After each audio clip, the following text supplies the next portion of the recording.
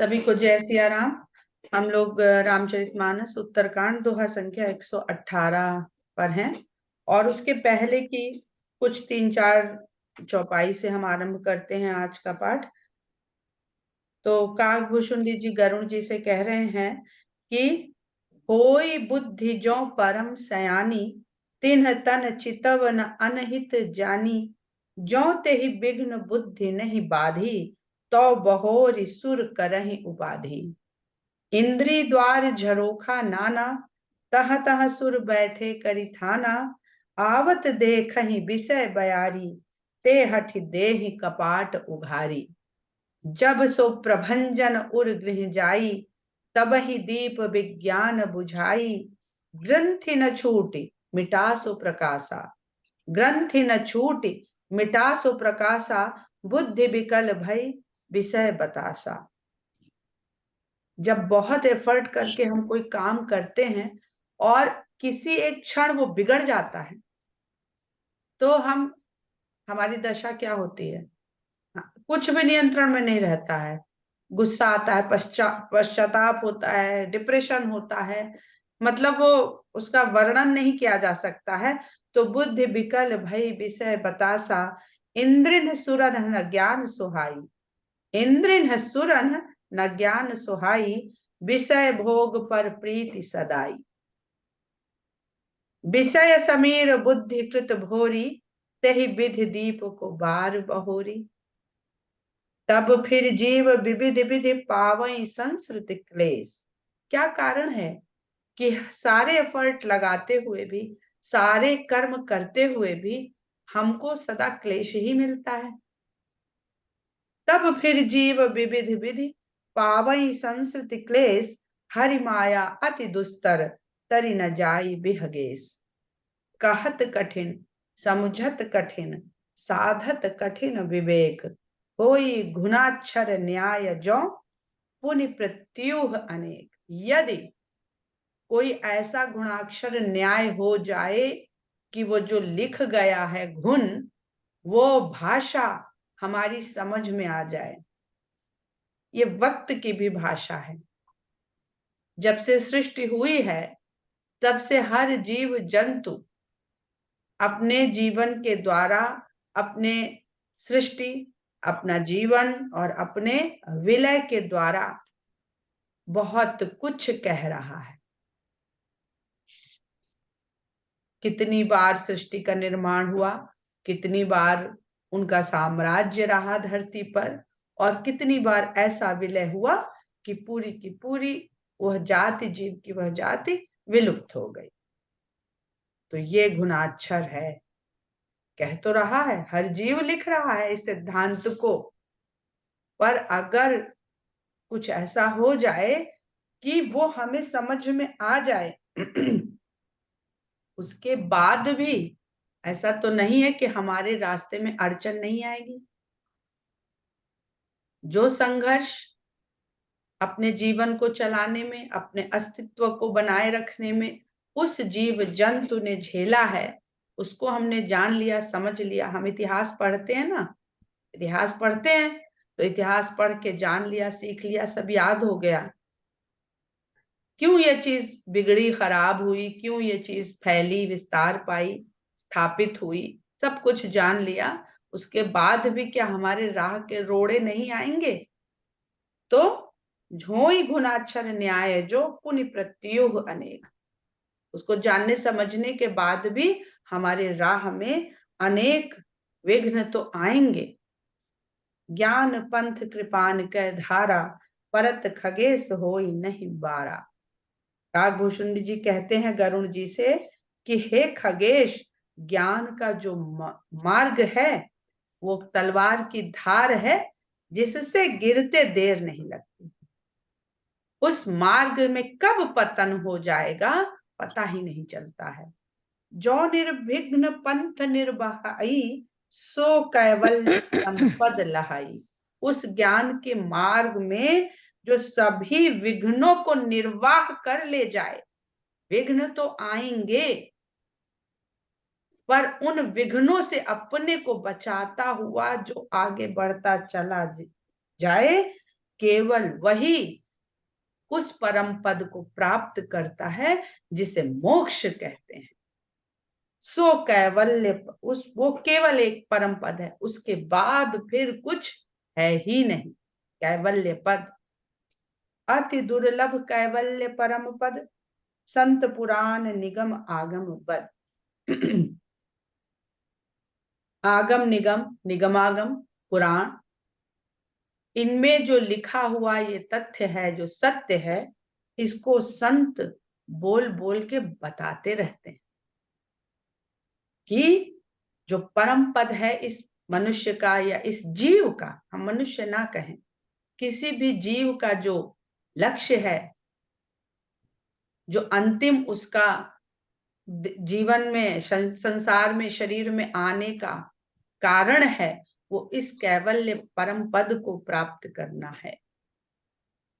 ये बहुत दुर्लभ है। राम भजत सोई मुकुति गोसाई, अनइच्छित आवई बर आए। राम के भजन करने से केवल वही मुक्ति उस जीव के पास हट करके उसके पास बिना उसकी इच्छा के चली आती है। क्योंकि जहां इच्छा कर दी तो फिर तो इच्छा में फंस गए। हमारा कर्म है केवल राम का भजन करना। राम का भजन करने का मतलब उनके चरित्र का गुणगान करना। उन्होंने किस इच्छा से कुछ किसी कार्य को किया। तो जब हम बिना किसी, यही गीता कहती है, कुछ फर्क नहीं है कि कर्म करो, कर्म के फल की मत सोचो, यानी आपने उस कर्म को किसी इच्छा से नहीं किया। तब जब आप इच्छा छोड़ देते हैं, तब ही वो चीजें सब आपकी ओर दौड़ी भागी हट करके आती हैं कि हमें ले लो, हमें ले लो। धन, यश, मान सब आता है, पर कहीं अपने को चेक करना पड़ेगा कि कहीं हम ये भाव ऐसे इसलिए तो नहीं प्रकट कर रहे हैं कि उसके पीछे छुपा हुआ चल रहा है कि हम जब इच्छा छोड़ देंगे तो सब हमारे पास चला आएगा। अपने को आप ही चेक कर सकते हैं। जिम थल बिनु जल रही न सकाई, कोटि भांति को करे उपाई। अब ये जो मुक्ति जैसा अंतिम, परम, अंतिम नहीं कहना चाहिए, परम पद, जो एक बार पहुंच गया वो फिर वहीं सदा के लिए वो हो गया, वो फिर नीचे नहीं गिरता, वो फिर वहां से बाहर नहीं निकलता। तो जैसे जल थल के बिना इकट्ठा नहीं किया जा सकता है, चाहे कोई करोड़ों तरह से उपाय कर ले। तथा मोक्ष सुन खगराई, रही न सकई हरि भगति बिहाई। हे खगराज, उसी प्रकार यदि भगवान की भक्ति को छोड़ दिया जाए तो मोक्ष सुख भी रह नहीं सकता। अस विचारी हरि भगत सयाने, मुक्ति निरादर भगत लुभाने। इस विचार को जो सयाने, समझदार भगवान के भक्त हैं, वो मुक्ति का निरादर कर देते हैं और भक्ति पे लुभाए रहते हैं। मुक्ति से नहीं ललचाते हैं कि मुक्ति मिल जाएगी। मुक्ति यानी हर चीज से मुक्ति। मुक्ति ये नहीं कि अब आपको जन्म नहीं मिलेगा। आप जानते हैं कि जन्म पिछला मिला था, उसमें आपकी क्या दशा थी, अगला मिलेगी तो आज के कर्मों से आपकी क्या दशा हो जाएगी। पहले तो आप देखिए जो जीवन आप जी रहे हैं, आज का दिन, आज का क्षण आप मुक्त भाव में हैं कि नहीं। कोई क्लेश, कोई चिंता, कोई कष्ट, आप इन सब से मुक्त हैं क्या। तो थोड़ा बहुत वो लोग इस भाव से मुक्त होते हैं जो कह देते हैं कि राम कीन चाहि सोई होई, करे अन्यथा आस नहीं कोई। वो चिंता मुक्त रहते हैं। इसी जीवन में मुक्ति है। अगर इस जीवन में ऐसा मुक्त भाव प्राप्त नहीं हुआ तो ये जो जितनी बातें लिखी जा रही है सिर्फ थ्योरी हैं। हम अभी जीवन में मुक्त भाव का आनंद महसूस नहीं कर पा रहे हैं, और जीवन के बाद कौन सा आनंद है हमें कैसे पता चलेगा, कोई बताने आता है। कोई नहीं बताने आता। तो एक बार ये शरीर इसलिए मिला है कि एक बार इस मुक्त भाव में जी के तो देखो। अस विचारी हरि भगत सयाने, मुक्ति निरादर भगति लुभाने, भगति करत बिनु जतन प्रयासा, संस्कृति मूला विद्यानासा। भक्ति करते ही बिना कोई यत्न, बिना कोई प्रयास करे अविद्या का नाश हो जाता है, जो संसार का मूल है। तो अविद्या क्या है? जो हमें विषय को, माया को सत्य बताती है और उसके कारण हमें सांसारिक जन्म मरण कष्ट आदि के चक्र में फंसाए रखती है, और उसका मूल का नाश हो जाता है। जिस पेड़ के जड़ काट दीजिए वो तो सूख ही जाएगा। पानी हम कहाँ देते हैं? जब पेड़ सींचते हैं अपने गार्डन में, लॉन में, तो क्या बड़ा पेड़ लगा है तो हम सीढ़ी मंगवाते हैं और एक एक पत्ती को जाके पानी पिलाते हैं? हम सिर्फ जड़ में पानी देते हैं, क्योंकि हम जानते हैं कि यहाँ पानी देंगे अपने आप सब जगह पहुंच जाएगा। तो जब जड़ ही काट देंगे भक्ति के द्वारा, ये जड़ कट जाती है। भोजन करिए तृप्ति हित लागी, जिम श्वसन पचवय जठ रागी। जिस प्रकार हम भोजन करते हैं तृप्ति के लिए, हम सिर्फ पेट भरने को भोजन करते हैं, सिर्फ भूख लगी, खाना खाया, भोजन किया, तृप्त हो गए। पर जो हमारी जठराग्नि है वो उस भोजन को पचा देती है और पचा के उसकी ऊर्जा हमें दे देती है। हमारा उद्देश्य शरीर को ऊर्जा देना नहीं होता, हमारा उद्देश्य बस अपने भूख को शांत करना होता है। अस हरि भगति सुगम सुखदाई, को अस मूढ़ न जाहि सुहाई। तो ऐसी जो भगवान की भक्ति है वो इतनी सरल है और इतनी सुखदायक है, तो ऐसा कौन मूढ़ होगा जिसको ये सरल तरीका नहीं सुहाएगा। आप कहें अपने बच्चे को, छोटा सा बच्चा जो जन्म लेता है, कि तुमको तब तक दूध नहीं पिलाएंगे जब तक तुमको डाइजेस्टिव सिस्टम सिखा नहीं देंगे, और डाइजेस्टिव सिस्टम सिखाने के बाद तुमसे सुन नहीं लेंगे कि तुमको समझ में आया कि नहीं। क्योंकि अगर नहीं समझ आएगा तो ये काम नहीं करेगा जो माता दूध तुम्हें पिलाएगी। ऐसा तो नहीं होता। पर ज्ञान का मार्ग यही है और भक्ति का मार्ग है कि माता ने प्रेम से अपने बच्चे को दूध पिला दिया। जैसे ही उसको पता लगा, महसूस हुआ कि ये भूखा है, बस फिर सारा काम बॉडी में बच्चे के है, वो सारा काम उसकी खुद कर लेती है।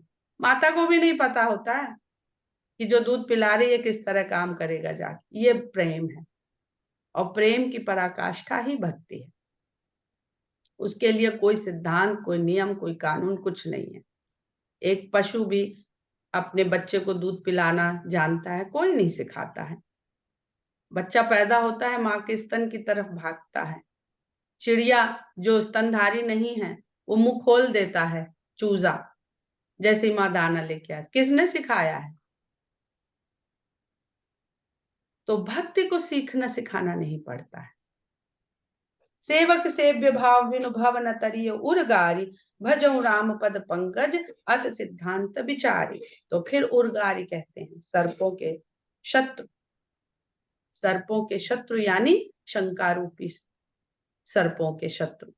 जब हम शंकाओं को अपना शत्रु मान लेंगे तो शत्रुघ्न, शत्रुघ्न यानी जो शत्रु का हनन करे।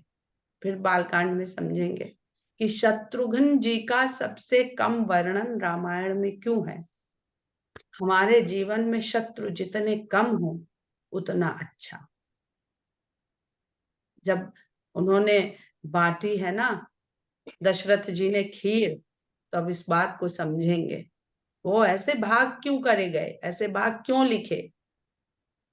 तो सेवक सेव्य भाव बिनु भव न तरिय उर्गार। हे गरुड़ जी, मैं सेवक हूं और भगवान सेव्य हैं, मेरी सेवा को प्राप्त करते हैं।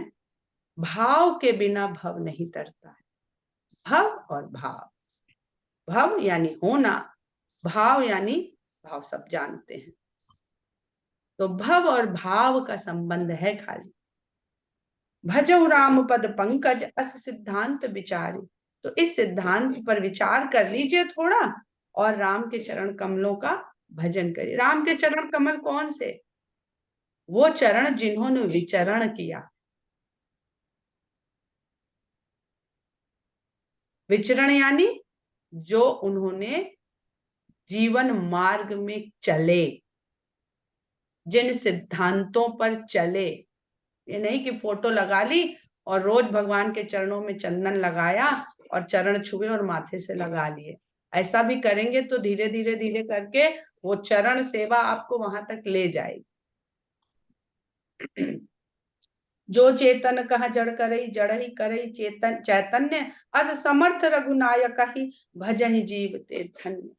जो उस चेतन को जड़ कर देता है और जड़ को चेतन कर देता है। अभी पूरी बात पिछले प्रसंग में हम लोगों ने पढ़ी कि किस प्रकार जड़ और चेतन का मेल करा के जीव बना देती है। तो जड़ को जो चेतन कर सकता है और चेतन को जड़ कर सकता है, ऐसे समर्थ रघुनायक को जो भजते हैं वही जीव धन्य है। तो जीव कह रहे हैं, मनुष्य नहीं कह रहे हैं। गज को जब ग्राह ग्रसे, मनुष्य अपने आप को श्रेष्ठतम मानता है, ये भी उसका अहंकार है। भगवान गज के लिए भी वैसे ही दौड़ के लिए आते हैं, भगवान एक चींटी के लिए भी वैसे ही दौड़ के आते हैं। कहे ज्ञान सिद्धांत बुझाई, सुनो भगति मनि कह प्रभुताई। हे गरुण, मैंने ज्ञान के सिद्धांत को आपको बहुत समझा बुझा के कह दिया। अब भक्ति रूपी मणि की प्रभुता सुनिए। राम भगति चिंतामणि, सुंदर बसई गरुण जाके उर अंतर। राम की भक्ति वह सुंदर चिंतामणि है, हे गरुण, ये जिसके हृदय अंतर में बस जाए, अंतर मन में बस जाए, उर अंतर। परम प्रकाश रूप दिन राति, नहीं कछु चाहिए दिया घृत बाती। उस मणि को प्रकाशित होने के लिए न दिया चाहिए, न घी चाहिए, न बाती चाहिए। वो बस हृदय में बस गई तो परम प्रकाश रूप दिन राति, दिन रात उसमें से परम प्रकाश फूटता रहता है। परम यानी जो फिर जाएगा नहीं, जो बदलेगा नहीं, जो घटेगा नहीं, जो बढ़ेगा नहीं। जो बढ़ेगा वो एक दिन घटेगा। मोह दरिद्र निकट नहीं आवा, लोभ बात नहीं ताहि बुझावा। मोह रूपी दरिद्र फिर उस दरिद्रता उसके पास नहीं फटकती है, और लोभ लालच रूपी हवा उस मणि को बुझा नहीं सकती। क्योंकि वो जो लौल जली है उसके साधन बाहरी नहीं है।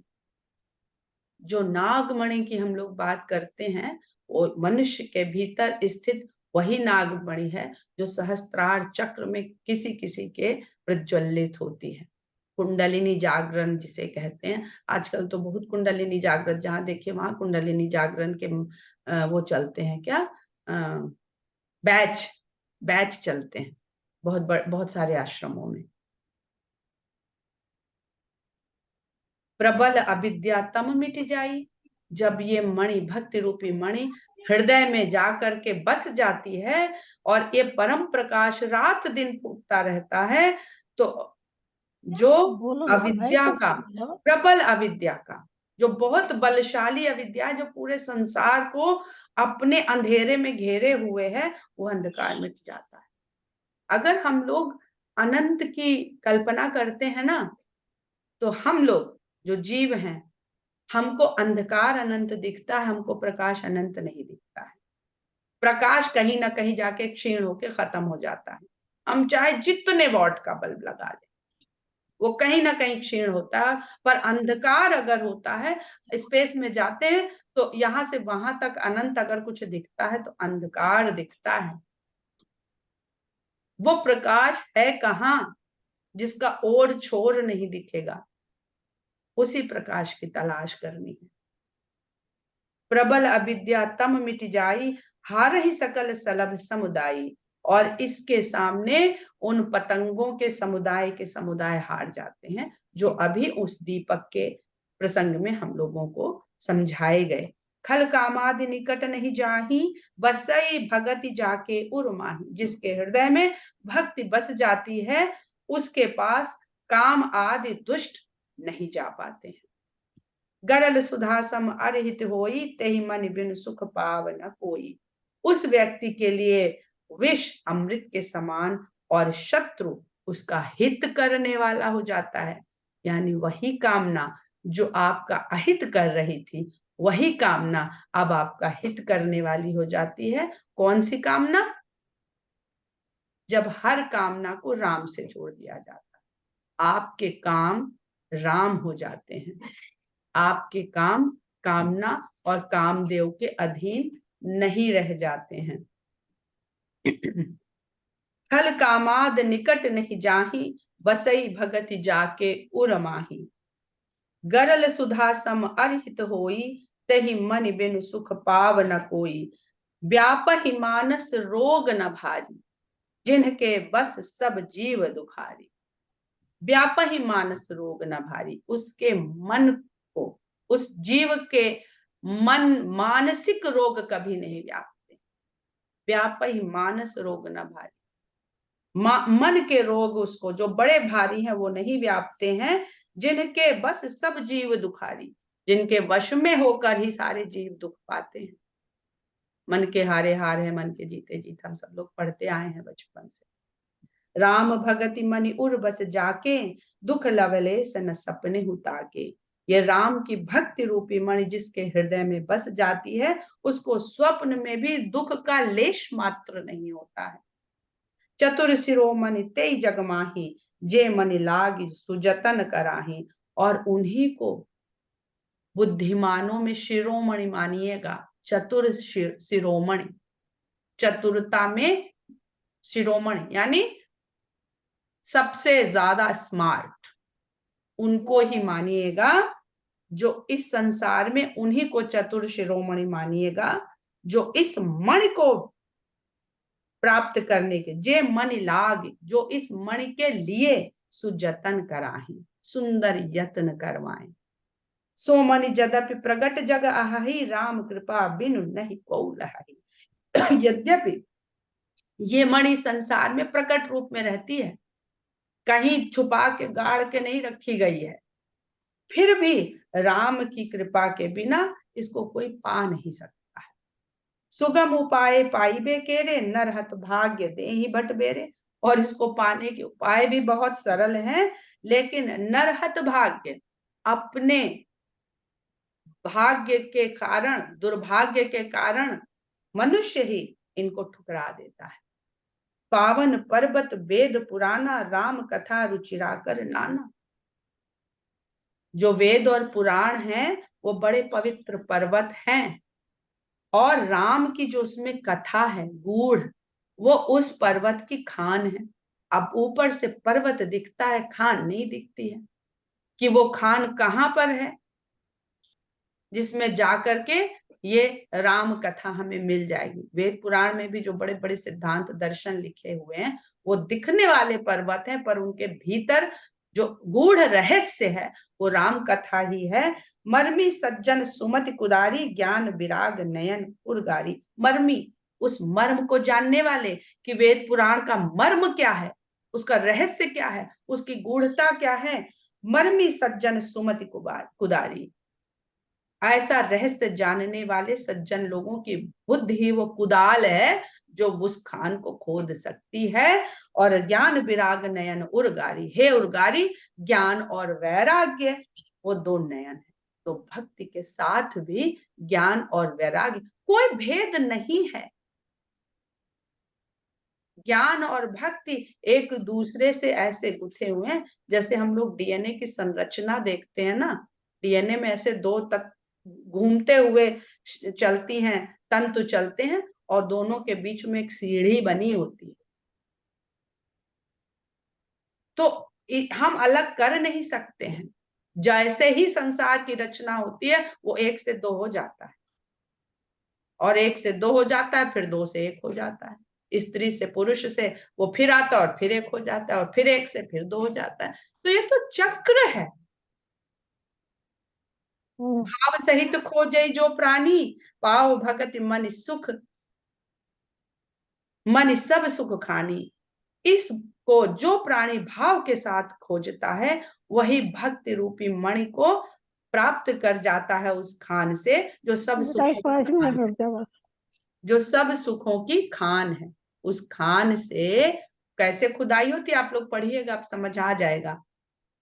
मोरे मन प्रभु अस विश्वासा, राम ते अधिक राम कर दासा। फिर काकभूषुंड जी कहते हैं कि मेरे मन में ये विश्वास है कि राम से बढ़ करके राम के दास। लखनऊ में राम जी के उतने मंदिर नहीं है जितने हनुमान जी के। तो राम ते अधिक राम कर दासा, तो राम का दास केवल एक ही है, वो है हनुमान। बाकी हम सब लोग जो हैं उनके दास के दास होने के श्रेणी में आ जाए वो भी बहुत बड़ी बात है, क्योंकि जब हम दास के दास होंगे तो हमें उनके आचरण को पहले अपनाना पड़ेगा, तब हम अपने आप को भक्त कहा पाएंगे या दास कहा पाएंगे या सेवक कहा पाएंगे, तब हम राम भक्त की श्रेणी में पहुंचेंगे। राम सिंधु घन सज्जन धीरा, चंदन तरु हरि संत समीरा, सब कर फल हरि भगति सुहाई, सो बिनु संत न काहू पाई। राम यदि समुद्र हैं तो ऐसे सज्जन जिनकी बात अभी 2-4 चौपाइयों में करी गई, वो सज्जन वह बादल है, मेघ हैं। क्यों? क्योंकि उसी समुद्र से जो उठ के जाती है वाष्प, वो मेघ बन करके जाती है और फिर कहीं और जाकर के उस जल को बरसा आती। नहीं तो जो राम की कथा समुद्र है वो खाली उसी समुद्र में ही लहराएगी। पर संत लोग क्या कार्य करते हैं? धीरज के साथ, सब कुछ धीरे धीरे होता है। जहां धीरज गया वहां सब छूट जाता है। वो उसी समुद्र से वाष्प लेते हैं, बादल बनते हैं और फिर अपना स्थान छोड़ देते हैं। एक जगह नहीं टिकते हैं बादल कभी, वो जा जाके फैल फैल के जहां आवश्यकता होती है। ये जब धर्म का पालन होता है, धर्म का आचरण होता है, तब बादल संतुलित रूप में वर्षा करते हैं। और चंदन तरु हरि संत समीरा, और भगवान यदि चंदन का वृक्ष है तो ये जो संत हैं यही पवन है। अगर संत रूपी पवन नहीं चलेगी तो चंदन की खुशबू उसी में वहीं पे भरी रहेगी। संत ही चंदन है जो अपनी वाणी के द्वारा उसकी सुगंध को संसार में ले जाते हैं। सब कर फल हरि भगति सुहाई, सो बिनु संत न काहू पाई। सबका ही फल जो है वो सुंदर हरि भक्ति ही है, वो बिना संत के कौन पाएगा। पहला संत अगर कोई नहीं होता, अगर शंकर भगवान ने ये कथा नहीं कही होती तो ये आज किसी को कैसे मिलती। उसके बाद याज्ञवल्क्य जी ने, काकभूषुंडी जी ने, और फिर काकभूषुंडी जी के यहाँ जितने पक्षियों ने सुनी होगी वो भी तो कहीं ना कहीं जाके बोले होंगे। आज सब लोग यहाँ पर बैठते हैं, सुनते हैं, तो कहीं ना कहीं तो इसकी चर्चा कभी ना कभी करते ही होंगे। तो सब संत हैं। जो कानों से सुन रहा है और फिर किसी को बता रहा है, तो मेघ ही तो काम कर रहे हैं आप लोग। अस विचार जोई कर सतसंगा, राम भगत तेहि सुलभ विहंगा। हे विहंग, ऐसा विचार करके जो सत्संग करते हैं, संतों की संगत में बैठते हैं, वो राम भक्ति को बहुत आसानी से पा लेते हैं। उनको ये सुलभ हो जाती है। ब्रह्म पयोनिधि मंदर ज्ञान संत सुर आही, कथा सुधा मथ काढ़ई भगति मधुरता जाही। विरति चर्म अस ज्ञान मद लोभ मोह, रिपु मारे जय पाई सो हरि भगति, देखो खगेश विचार। अब यहाँ पे समुद्र मंथन का जो तात्पर्य है, जो हम लोग बचपन से कथा पढ़ रहे हैं, चित्र देख रहे हैं, उस समुद्र मंथन का जो वास्तविक स्वरूप है वो भी तुलसीदास जी ने दोहा संख्या 120 में कह दिया। 2 पंक्ति में कह दिया उन्होंने। अगर हम उसका अध्ययन करके, विचार करके, मंथन करने बैठेंगे, तब हमें हर चीज समझ में आती चली जाएगी। जिसका मजाक उड़ा देते हैं कि भाई इनके यहाँ तो वेदों में ऐसा वर्णित था, इनके पुराणों में तो एक ऐसी कथा लिखी है, वो समुद्र कहाँ है, वो मंदराचल पर्वत कहाँ है, वो वासुकी इतना बड़ा कहाँ है। तो वो सारा मर्म इस दोहे में है। हम लोग इसका अर्थ कल समझने का प्रयास करेंगे। आज हम लोगों का समय समाप्त हो रहा है। जय सिया राम।